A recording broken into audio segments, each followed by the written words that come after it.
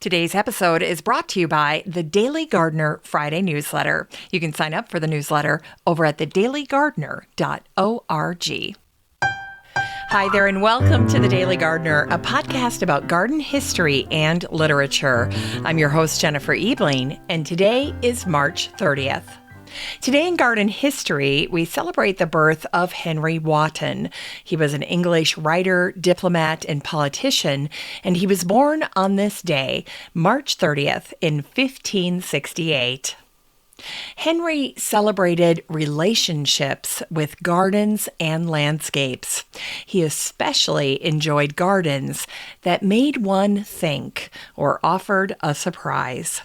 Henry served as an ambassador to Venice, and during his time there, he fell in love with Italian gardens. Henry's concept of a garden of surprise was inspired by the gardens that he saw in Italy. In his 1624 book called Elements of Architecture, Henry discusses what it was like to walk through an Italian garden. He wrote, "I have seen a garden into which the first entry point was a high walk like a terrace, from where you could take in a general view of the whole plot below, but rather in a delightful confusion. And from this point, the beholder, descending any steps, was afterward conveyed again to various entertainments of scent and sight. And every one of these diversities was if he had been magically transported to a new garden." And today we celebrate the heavenly birthday of Paul-Marie Verlaine, the French poet who was born on this day, March 30th, in 1844. Paul-Marie is remembered for his work with the Symbolist movement and the Decadent movement. His poem, Clair de Lune, begins with the line, "Your soul is a sealed garden." And it was this poem that inspired Claude Debussy to write his own Clair de Lune, the work for which he is now most famous. But Paul-Marie, in his poem Clair de Lune, wrote these words, "Here are fruits, flowers, leaves, and branches, and here is my heart, which beats only for you." And finally, today is also the birthday of Vincent van Gogh, the Dutch post-impressionist painter. He was born on this day, March 30th, in 1853.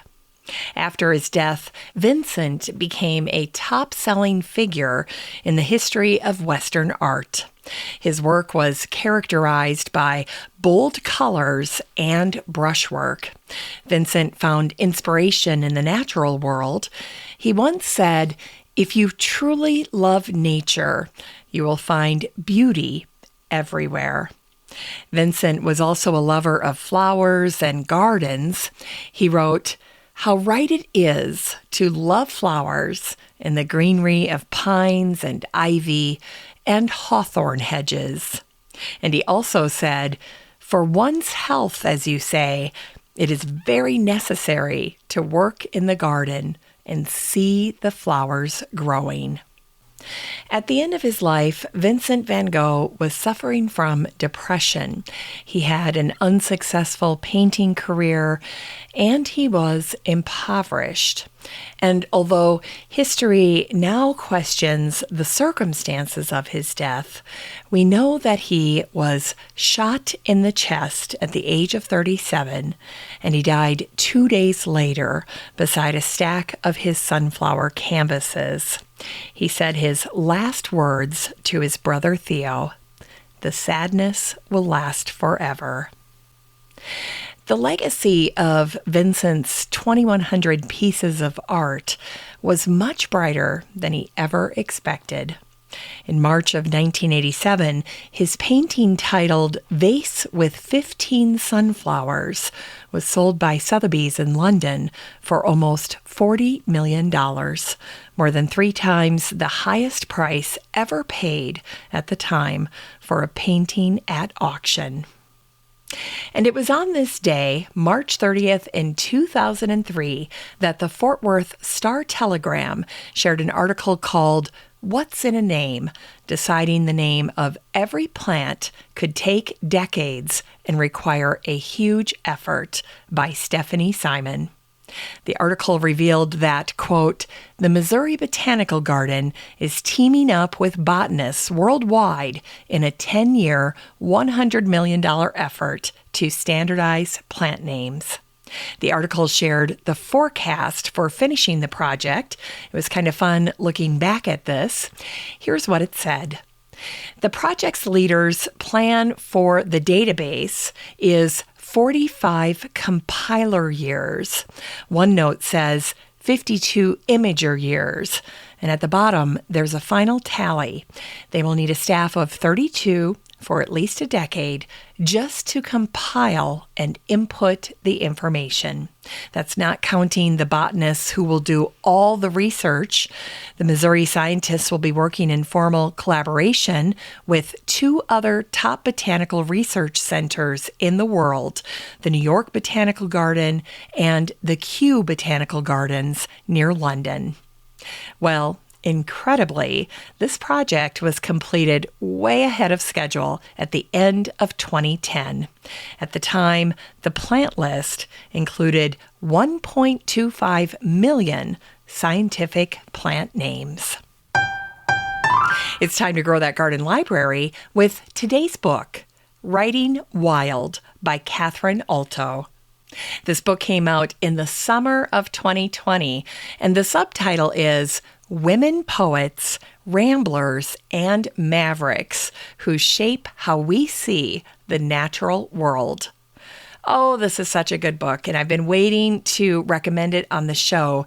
Catherine herself was inspired to write this book after stumbling on a book that was written with all male voices, and she wanted to find the female voices and add their perspective on the natural world. And so there are about 75 women that are talked about in Catherine's book. And the goal behind curating all of these pieces was to help us deepen our connection to and understanding of the natural world. Now, some of these readers have some of my old favorites like Mary Oliver, Vita Sackville West, Mary Austin, Susan Fenimore Cooper.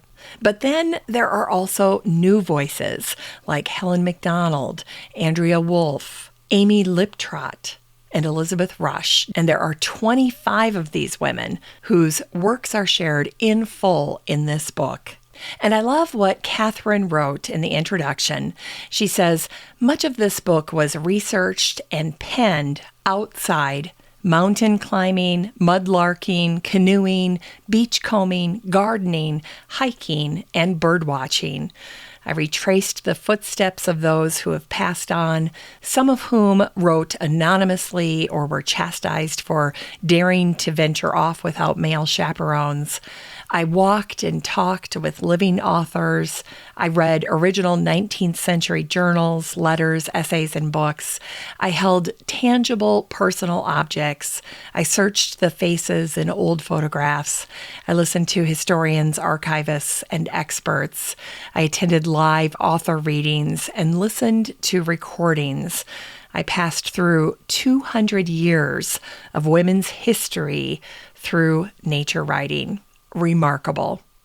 Well, these compilation books are so wonderful because Catherine has done the heavy lifting for us. She has sifted through all of this nature writing, and she has brought us the best of the best, a wonderful sampling of women writing about nature over the past 2 centuries. And now I just have to quickly share two wonderful quotes that she includes at the top of the book. There's three of them there, but I'm going to read two of them. The first is from Willa Cather in her 1913 book, O Pioneers, one of my favorite quotes. She wrote, "Isn't it queer? There are only 2 or 3 human stories, and they go on repeating themselves as fiercely as if they had never happened before, like the larks in this country that have been singing the same 5 notes for over thousands of years." And then there's this wonderful quote by Emily Dickinson that she shares. It was in an 1885 letter that she wrote to Eugenia Hall, and it goes like this: "I hope you love birds too. It is economical. It saves going to heaven." Aren't those great? Well, this book is chock full of great insights and quotes and readings from women as marvelous as Willa Cather and Emily Dickinson. This book is 288 pages of women finding joy in nature and then writing about it and sharing it with us. You can get a copy of Writing Wild by Catherine Alto and support the show using the Amazon link in today's show notes for around $6. But as usual, hurry if you want a copy at that price because those used copies will go quickly. All right, we end the show today with a botanic spark from 1918. It was on this day, March 30th in 1918, that the Oregon Daily Journal out of Portland, Oregon, shared a front page story with a headline that read, "Slacker if he puts baseball starting time back 1 hour." And then it continues, "President Pack of the National War Garden Commission severely criticizes baseball club owner who plans to add an extra hour of daylight that could be used in garden work."